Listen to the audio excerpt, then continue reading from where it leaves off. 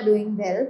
So let's begin with chapter number 39 of GK for class 3rd, and the name of the chapter is our neighborhood, right? So बहुत सारी ऐसी चीज़ें हैं जो हमारे आसपास, हमारे सराउंडिंग्स में, हमारे एनवायरनमेंट में होती हैं, राइट? कुछ चीज़ें जो हमारे घर के आसपास होती है उन्हें हम कहते हैं नेबरहुड, राइट? तो हमारे नेबरहुड में क्या क्या चीज़ें अवेलेबल हैं, क्या क्या चल रहा है, that we are going to study in this chapter. So, शुरू करते हैं. The people who live near us are called our neighbors. तो जो लोग हमारे आसपास रहते हैं उन्हें हम अपने neighbors कहते हैं. Let us go on a tour of the neighborhood and visit some important places. तो चलिए अपने neighborhood में थोड़ा सा tour लेके आते हैं और देखते हैं कुछ important places के बारे में भी हम लोग उसमें जानते हैं. So let's begin with the first thing, which is our first stop is at the bank. तो पहला टूर हमारा जहाँ पर जा रहा है उसका फर्स्ट स्टॉप है वो बैंक है, right? So bank is a financial institution and a financial intermediary that accepts deposits and channels those deposits into lending activities either directly by loaning or indirectly through capital markets, right? तो bank जो है वो हमारा एक financial institution है. Financial यानी जो पैसों से रिलेटेड होता है, right?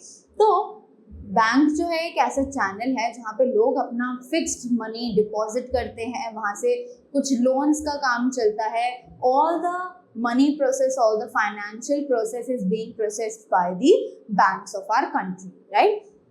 After that next we have that is our next stop is a departmental store. अब जो नेक्स्ट स्टॉप है हमारा वो एक डिपार्टमेंटल स्टोर है, right? It's a retail establishment with a building open to the public which offers a wide range of consumer goods such as clothing, housewares, furniture and appliances, right? अब हमारा जो next stop है वो एक departmental store है, right? अब ये एक ऐसा बिल्डिंग है जहाँ पर रिटेल की सारी एस्टेब्लिशमेंट्स हमें मिलती हैं, राइट? हमारे डे टू डे एक्टिविटीज़ के लिए जितनी भी चीज़ें हमें चाहिए होती हैं, either it is packed food, or clothings, or housewares, electrical appliances और व्हाटएवर, जो भी चीज़ है हमें ये सब अपने एक डिपार्टमेंटल स्टोर से ये चीज़ें मिलती हैं, right? After that the last stop we have, that is our last stop is at the post office. अब हमारा जो last stop है वो एक post office का है. So do you know how post office works? तो they are asking you कि क्या आपको पता है कि post office आखिर work कैसे करता है? So you write a letter to a friend and clearly write the friend's address on the envelope. तो आप जब एक letter अपने friend को लिख रहे हो तो आप clearly उसका address उस envelope पे डाल देते हो, right?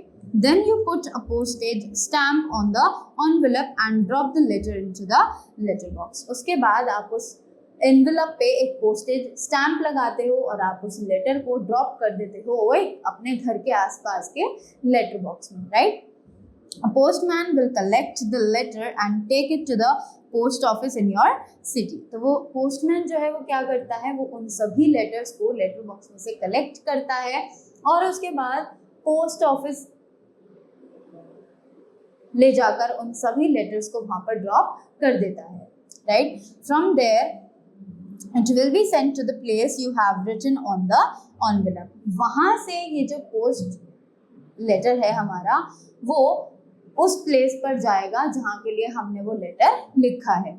In that city they will sort the letters and give it to the different postmen to drop them at the correct addresses. उसके बाद उस सिटी के पोस्ट ऑफिस तक जाकर वो सारे लेटर्स जो हैं उन्हें सेग्रीगेट किया जाएगा और डिफरेंट पोस्टमैन्स को दिया जाएगा ताकि वो लोग उसे उसके करेक्ट एड्रेस तक पहुंचा सकें, right? So these were are some of the day to day neighborhood places that we usually used to visit. So that was all for this chapter. Thank you so much and have a great day.